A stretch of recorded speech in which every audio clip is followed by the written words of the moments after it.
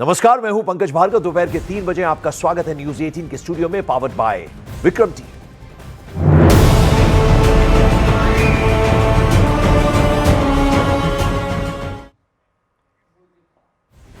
America और Iran में किसी भी समय युद्ध हो सकता है, क्योंकि अमेरिका के प्रेसिडेंट डोनाल्ड ट्रंप का अल्टीमेटम आ चुका है। उन्होंने खुलकर बोल दिया है कि ईरान के पास अब केवल 10 से 15 दिन ही बचे हैं और इन 10 से 15 दिनों में ईरान को अमेरिका की शर्तें माननी होंगी। यदि ऐसा नहीं हुआ तो अमेरिका ईरान को उसकी नानी याद दिला देगा। डोनाल्ड ट्रंप का कहना है कि अमेरिका ईरान की ऐसी हालत करेगा जैसी उसने कभी सपने में भी नहीं सोची होगी। इजराइल के प्रधानमंत्री बेंजामिन नेतन्याहू ने बोल दिया है कि अगर खामनेई ने अमेरिका और इजराइल से भिड़ने की गलती की तो वो दोनों मिलकर ईरान की दुर्गति कर देंगे।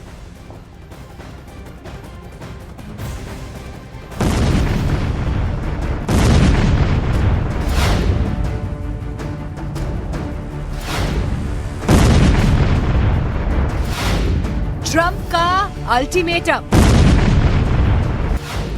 शुरू हो गया वॉर काउंटडाउन।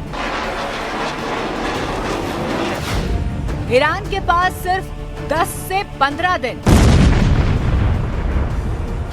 अमेरिका और ईरान के बीच पल पल बढ़ते तनाव के बीच ट्रंप ने ईरान को आखिरी अल्टीमेटम दे दिया। ट्रंप ने कह दिया कि वो ईरान के पास सोचने के लिए सिर्फ 10 से 15 दिन है, क्योंकि इसके बाद वो होगा जो ईरान को बदकिस्मती के कुएं में धकेल देगा। यही नहीं, लगे हाथों उन्होंने रूस और चीन को भी चेतावनी दे डाली। We're either going to get a deal or it's going to be unfortunate for them. I would think that would be enough time, 10-15 days, pretty much maximum. Trump ने ललकारा तो इजरायल ने भी ईरान को धमकाया।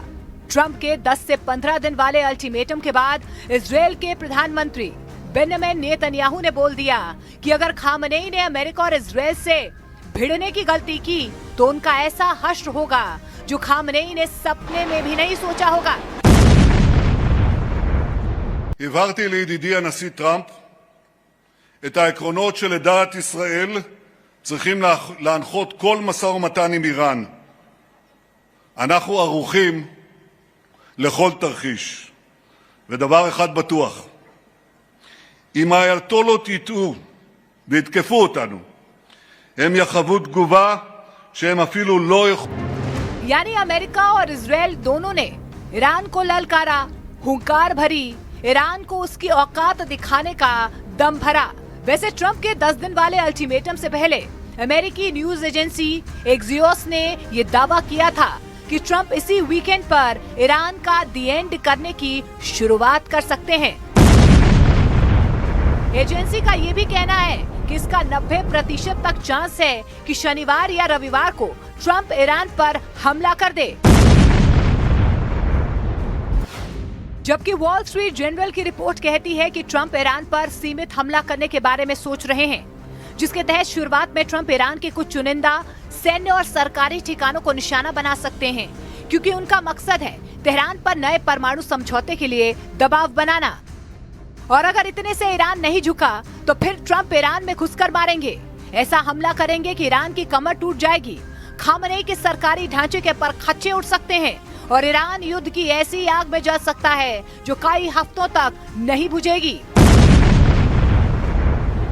लेकिन इससे पहले ट्रंप ने ईरान को एक आखिरी अल्टीमेटम दिया, कहा कि सुधर जाओ वरना कुचल दिए जाओगे। हालांकि ईरान अमेरिका के तेवर से घबराता नजर नहीं आया, उसने भी जवाब दे दिया। यूएन में ईरान के स्थायी प्रतिनिधि और राजदूत अमीर सईद इरावनी ने पत्र में अमेरिकी राष्ट्रपति डोनाल्ड ट्रंप की हालिया बयानबाजी के जवाब में लिखा और कहा कि अगर उस पर सैन्य आक्रामकता थोपी जाती है तो वो संयुक्त राष्ट्र चार्टर के आर्टिकल 51 के तहत अपनी आत्मरक्षा के अधिकार का इस्तेमाल करेगा। यानी ईरान ने बोल दिया है कि उसकी तैयारी पूरी है, वो घबरा नहीं रहा है बल्कि जंग की तैयारी कर रहा है। वैसे भी खामनेई कह चुके हैं कि ट्रंप जिसे दुनिया की सबसे शक्तिशाली सेना कहते हैं, उसके जहाजों को ईरान समंदर में डुबो देगा और समंदर में दुश्मनों को कुचल दिया जाएगा।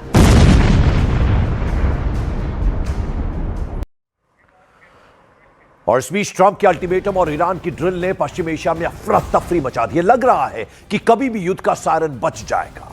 यूरोप के देश पोलैंड ने तो अपने नागरिकों को साफ बोल दिया कि जल्द से जल्द ईरान छोड़ दें, क्योंकि कभी भी हमला हो सकता है। पोलैंड के प्रधानमंत्री डोनाल्ड टस्क ने कहा कि ईरान में मौजूद पोलिश नागरिकों को फौरन निकल जाना चाहिए। उन्होंने साथ ही साथ ये चेतावनी भी दी कि हथियारों से लड़ाई की संभावना के कारण कुछ ही घंटों में लोगों का निकलना मुमकिन नहीं होगा। टस्क ने आगे कहा, प्लीज तुरंत ईरान छोड़ दें और किसी भी हालत में इस देश में न जाएं। टस्क की ये चेतावनी तब आई है जब अमेरिकी सेना ने F-35 और F-22 लड़ाकू विमानों को ईरान के पास तैनात किया हुआ है। इसके अलावा 2 अमेरिकी कैरियर बैटल ग्रुप ईरान के पास मौजूद है। इनमें से एक USS अब्राहम लिंकन ईरान से सिर्फ 700 किलोमीटर की दूरी पर मौजूद है।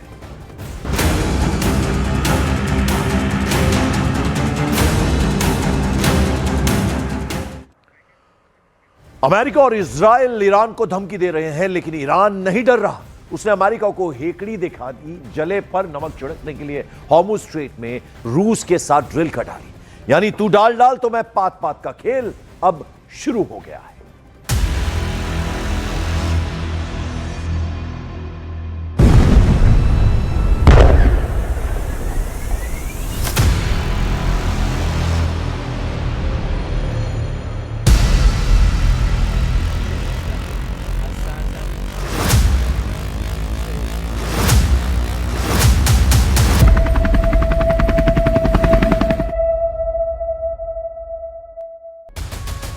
ये ललकार है 2 ऐसे देशों की जो अमेरिका के गला काट दुश्मन हैं। नाम है रूस और ईरान, जिनकी नौसेना हॉर्मुज स्ट्रेट और ओमान की खाड़ी में उतरी। समंदर को देखकर ऐसा लगा मानो जंग अभी शुरू होने वाली है, क्योंकि एक के बाद एक कई जंगी जहाज लाइन से समंदर में आगे बढ़े। सेना के जवानों ने ड्रिल की, गोलियां चली, गोला बारूद लेकर जवान हेलीकॉप्टर से जहाजों पर उतरे। उन्होंने दुश्मन को ठिकाने लगाने का अभ्यास किया। यह सब ऐसे समय में हुआ जब ईरान और अमेरिका जंग की दहलीज पर खड़े हैं।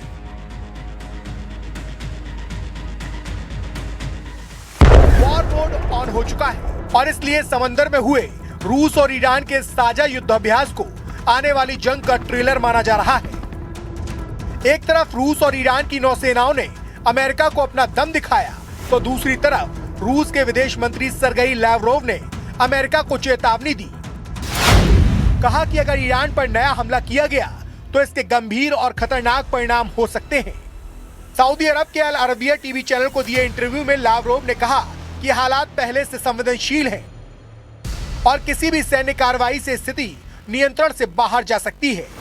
लावरोव ने कहा कि हर कोई समझता है कि यह आग से खेलना होगा। मतलब रूस कह रहा है कि अगर ट्रंप ईरान से भिड़े तो उनके हाथ जल जाएंगे, क्योंकि ईरान अकेला नहीं खड़ा है। एक कहावत है, दुश्मन का दुश्मन दोस्त बन जाता है। रूस और ईरान ऐसी ही एक कहानी दोहरा रहे हैं। यूक्रेन वॉर के समय खबरें आई थी कि ईरान ने रूस को खतरनाक आत्मघाती ड्रोन और दूसरे हथियार दिए हैं, और इस बार रूस का जंगी जहाज स्टोइकी ईरान के साथ ड्रिल करने पहुंचा। दोनों देशों की सेनाएं समंदर में गरजी, मानो हॉर्मुज स्ट्रेट और ओमान की खाड़ी का ये समुद्री हिस्सा जंग का अगला अखाड़ा बनने वाला है।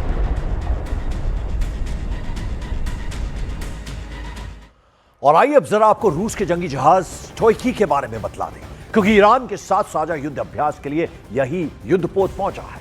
तो स्टोइकी रूसी नौसेना का स्टेगुस्ची क्लास कॉर्वेट युद्धपोत है, जो स्टेल्थ तकनीक से लैस है। मतलब ऐसी टेक्नोलॉजी जिसकी वजह से स्टोइकी का दुश्मन के रडार में आना मुश्किल है। यह मूल रूप से रूस के बाल्टिक फ्लीट का हिस्सा यानी बाल्टिक सागर में तैनात रहता है। इसमें हवा से होने वाले हमलों से बचने के लिए रेडर एयर डिफेंस सिस्टम लगा हुआ है। पनडुब्बियों को नष्ट करने के लिए इसमें उन्नत टॉर्पीडो और एंटी सबमरीन हथियार भी मौजूद है। इसमें फुर्के 2 रडार और जारिया 2 सोनार सिस्टम लगा है, जो दूर से ही किसी भी खतरे को भांप लेता है। स्टोइकी युद्धपोत पर एक K-27 हेलीकॉप्टर तैनात करने की सुविधा है, जो टो लेने और पनडुब्बी रोकने वाले अभियानों में पूरी तरह से हेल्प करता है। स्टोइकी न केवल दुश्मन के जहाजों और पनडुब्बियों से लड़ सकता है, बल्कि ये तटीय क्षेत्रों की सुरक्षा और नौसैनिक घेरेबंदी में भी पूरी तरह से माहिर है।